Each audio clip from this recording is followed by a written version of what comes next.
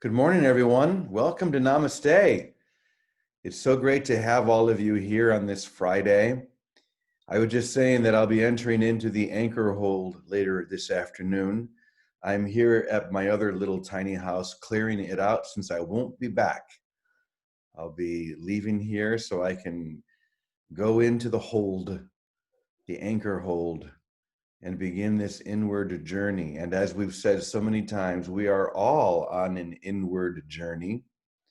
And this is a time for each one of us to acknowledge and to just allow the depths of that journey to take hold of us and to pull us in, not to have our egos or our ideas of separation continue to push us out, but to allow the truth that I am forever whole and wholly lovable. Allow that truth to draw me inward. And what we find there is revolutionary, because what we find there is the complete opposite of everything that we have accepted or believed until now, that we are separate, that we are isolated, that we are vulnerable to attack. The truth is, you are invulnerable. You are held within an experience of grace and wholeness that can never be interrupted, that can never be challenged. And now you're gaining confidence in knowing that. And the more confidence you gain in that, the stronger you feel this I am pulse within you. And that's all we're here to do, is to allow that pulse to grow stronger and stronger and louder within our hearts, within our minds, within every moment of our lives. And then, of course, to share that, to be the extension of that grace to everyone that we meet, because that's how it becomes stronger. And that's why we gather here every day, listening to one another, feeling one another, allows us to really feel this pulse within us, this I am pulse. So that being said, this morning I prepared just a little something, of a couple of paragraphs that I think will guide us into this experience, and we'll use this as our jumping off point for our discussion. So just take a deep breath if you choose, and allow these words, allow this truth to enter into your mind. Here we go. Release your tight hold on the world, and it will release its hold on you. You think that this is a metaphor or a trick to get you to think in a new way, but I mean it quite literally. Once again, release your tight hold on the world, and it will release its hold on you. You hold on to illusions as if they're life rafts, believing that without them, you will die. I am telling you that you cannot die, and every illusion you claim keeps you from seeing this. You have made of yourself an illusion, no different than figures in a dream. But you can change this by claiming the love we share and which makes us one. The love we share cannot change. Can you say the same thing about any of the illusions you have made? Change is the only thing you can depend upon in this world. Love constantly shifts from one degree to another, or one person to another, depending on what you believe is happening outside your mind. All I am telling you is that love never shifts or changes, but only grows, and that there's nothing outside your mind.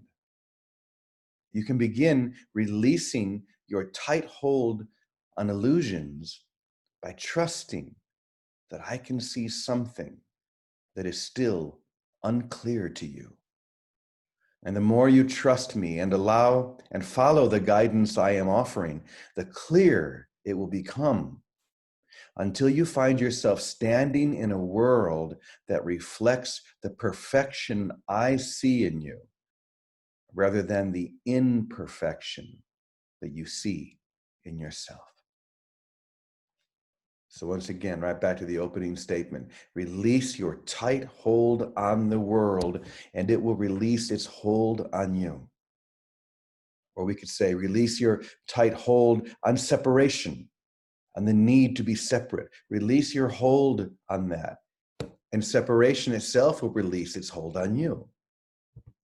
You see, I'm not sure if I can explain this, but it's almost like a real reflection that does exactly what you do, that follows your lead. The world is following your lead. The world is doing exactly what you asked it to do, the world of perception, the world of separation. You have claimed in your mind that you are separate, isolated, and alone, vulnerable to attack, able to grow sick, to become old and die. And so, because you have claimed this, the world reflects that claim. The world supports you in what you believe. You say, I am old, I am sick. And because you're using the power of the name of God, I am, to claim those things, the world matches that. But what happens when you claim, I am love, I am holy, I am eternal? Will the exact opposite happen? Yes. The world will begin instantly to reflect those claims. So that's all we're really doing here, is we're claiming what is true rather than what is illusion. You're releasing your tight hold on those illusions and the result of those illusions, the result of that, which is the world saying, okay, perception is saying, if that's what you want, I'll give it to you. I'll make you seem weak. I'll make you seem vulnerable. I'll make you seem easily attacked and die. I'll give that to you if that's what you want. And now that you're, as it said in the lesson, you're beginning to trust the guidance and to know that this one that is speaking, this I am current, which is who you really are, the truth within you, can see something that is still a bit unclear to you. And as you begin to trust that more and more, something begins to enlighten within you. Something begins to lighten within you. A weight that you've been carrying around that you didn't even remember or notice. You've been carrying it around so long you didn't even notice it. Have you ever had that happen before? It's like you're carrying something and it's just become a natural part of who you are, and then you lay it down. It's like, whoa, I feel so much lighter. I forgot that I was even carrying that. Or another analogy that I think we've used before. I remember the first time I was probably 18 when a friend of mine had glasses, and I said, I want to see what I look like with glasses on. And I put the glasses on. Suddenly, everything was clear. I looked out and I didn't even realize that things were blurry until I put the glasses on.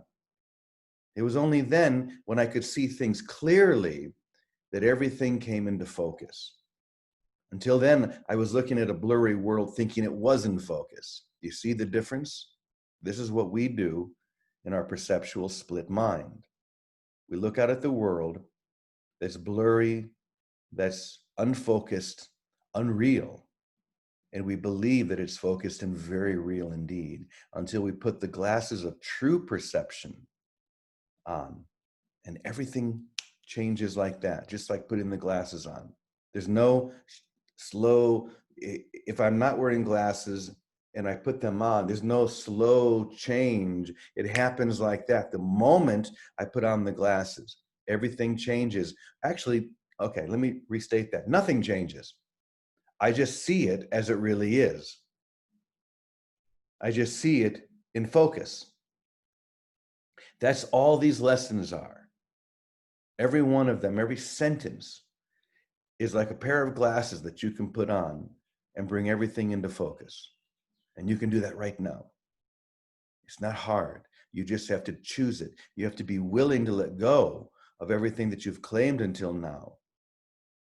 And let go of the idea that you're going to lose something in doing that.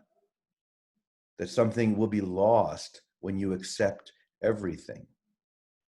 Nothing is lost when you accept everything. That's insane. But that's the insanity of the ego. It believes that in accepting everything, you will lose. But how is that even possible? But it's only possible if you don't look at it clearly. The moment you look at it clearly, you can say, well, that doesn't make any sense. I can't lose anything by accepting everything. But what the ego does is it gets you to focus over here and then over there and then somewhere else, always shifting, always changing. But the I am pulse within you is trying to get you to look at one place, one reality, one experience. Because if you look in one place, it becomes very clear that you are completely whole and wholly lovable. This is the only thing we're here to experience, that wholeness. It's such a simple message. We can come at it from different angles, which is what we do every day, or you can simply accept that you are forever whole and wholly lovable.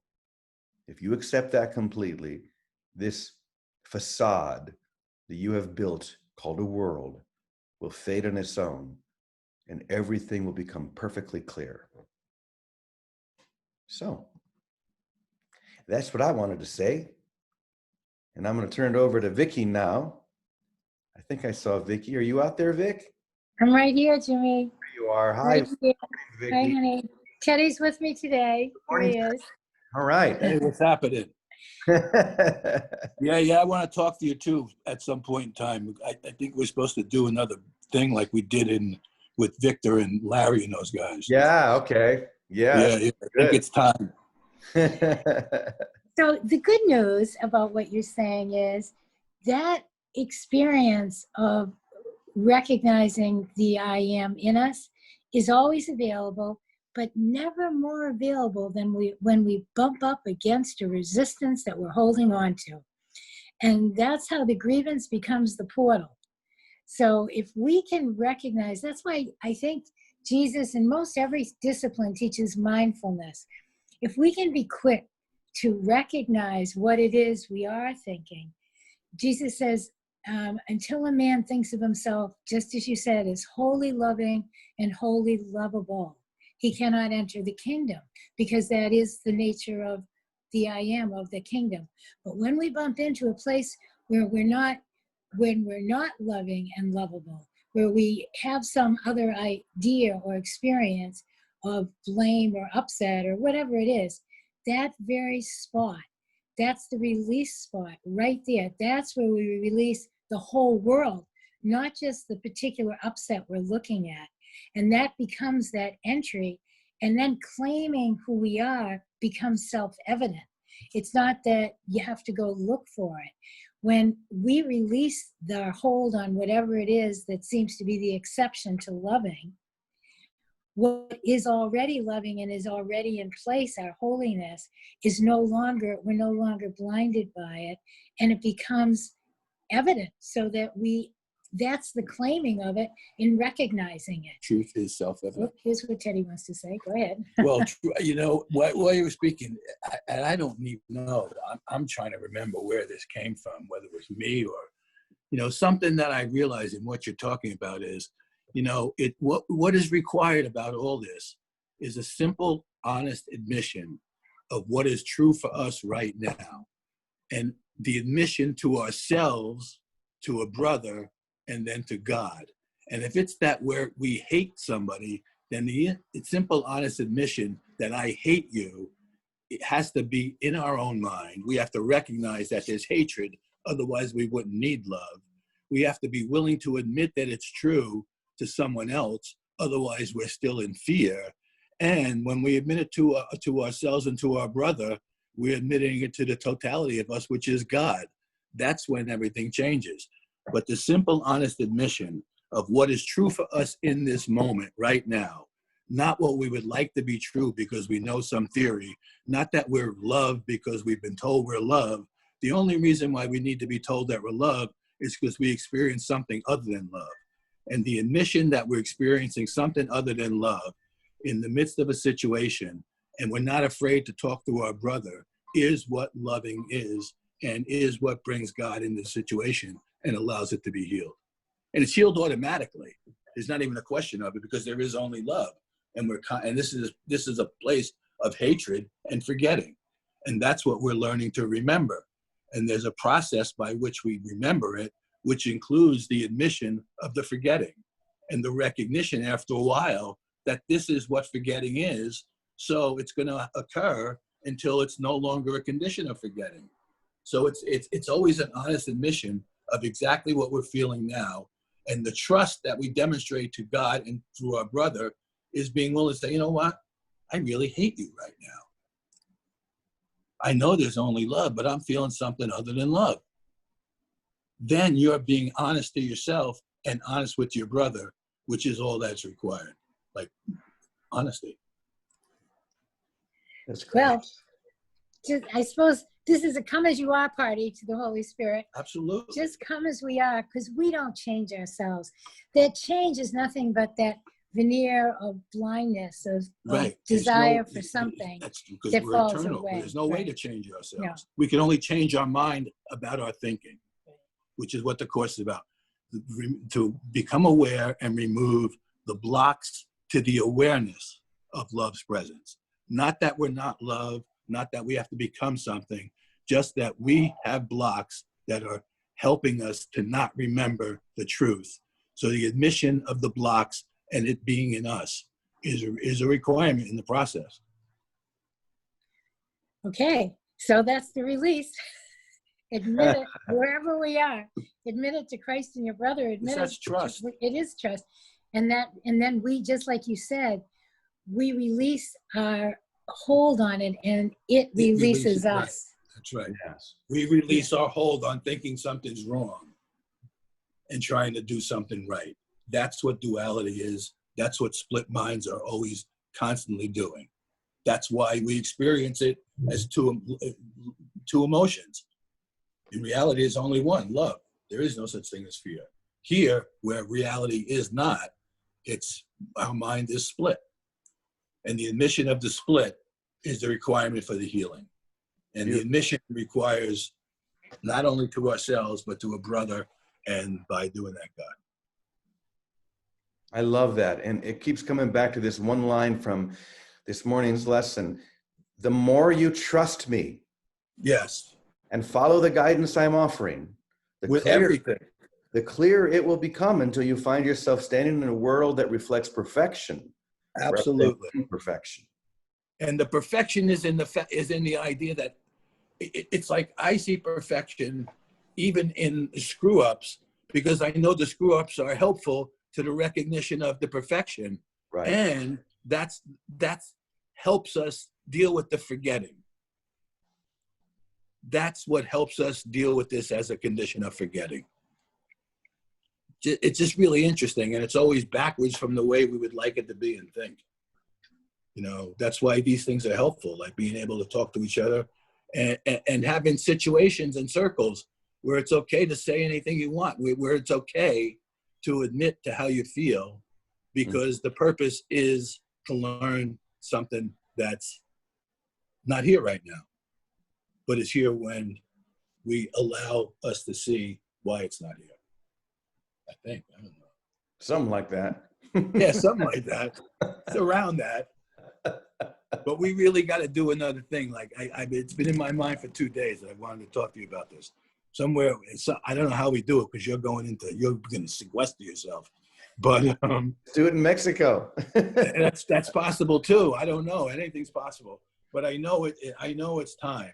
I know it's time. That's all I can Yeah, feel. Teddy's talking about a beautiful gathering we had in Ashland, Oregon. I don't know, definitely. 3 years ago, and Victor Wooten came, and a whole bunch of really incredible people were there. Started off with this huge concert, hundreds and hundreds of people that Victor did. Victor Wooten, if you don't know, he plays on many of the Course in Miracles songs that I do. He's one of the most extraordinary musicians in the whole world. Oh, he's one of the 10 best bass players in the world. Well, for sure, at least in the top 10. Definitely. Top. Yeah, for sure. Yeah. And see, nobody really knows Bella Fleck and the Flecktones. Yeah. Because they're so like not mainstream music. But Victor and his brother are what make up the Flecktones. Mm-hmm. When you see that, I remember we took Teddy to see them before we even knew it. And Teddy was yelling and screaming at Victor playing. And he's only a kid at the time. he could see the genius in Victor. Yeah. And the coolest thing was that whole thing when we went out that night with Victor, and Victor and I were talking. He said to me, you really know a lot about music.